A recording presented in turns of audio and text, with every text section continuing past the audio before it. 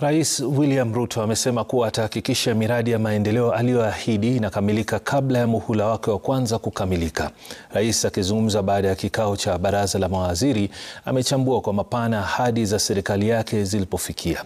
Na kama anavyotuarifu Olive Barrows, rais ameshikilia kuwa hana haja ya kuchaguliwa kwa muhula wa pili kwa sasa, ila kufikia mambo aliyoahidi yafikiwe kwa wananchi. Ajenda ya kongamano hili la siku mbili ni kuangazia kupunguzwa kwa gharama ya maisha, kuangamiza njaa, nafasi za ajira, kuongeza idadi ya Wakenya wanaoweza kulipa ushuru na kuimarisha sarafu ya Kenya. Haya ni masuala ambayo serikali ya Rais Ruto iliahidi wakati wa kampeni na baada ya kutaa utawala. Lakini je, Rais Ruto amefika malengo yake?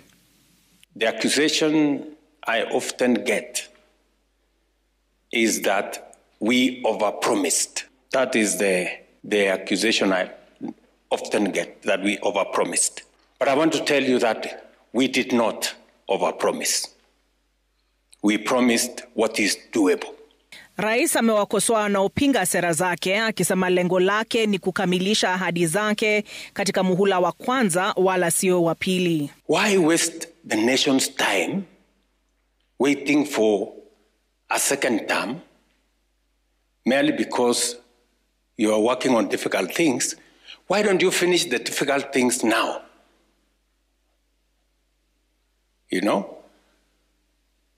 If there is a second term, there is plenty of things to be done. Mkutano huu ni wa tatu kwa mawaziri na viongozi serikalini kufanyika chini ya utawala wa Rais Ruto. Mawaziri wakihamasishwa kuwajibika sekta muhimu kama vile kilimo, afya, biashara ndogo, teknolojia, nyumba na ubunifu wa uchumi kutoka kwenye mtandao na elimu. Every election cycle we are talking about unemployment. But we all know that jobs cannot happen. They must be created. Some deliberate, intentional policies must be put in place to create jobs. Mkutano huu pia unafanyika wakati ambapo serikali inapigwa darubini na baadhi ya Wakenya kuhusu masuala ya usalama kufuatia mauaji ya Mwalimu Albert Ojwang mikononi mwa polisi na kupigwa risasi kwa waandamanaji siku ya Jumanne, pamoja na masuala yanayowakera vijana wa kizazi cha Gen Z.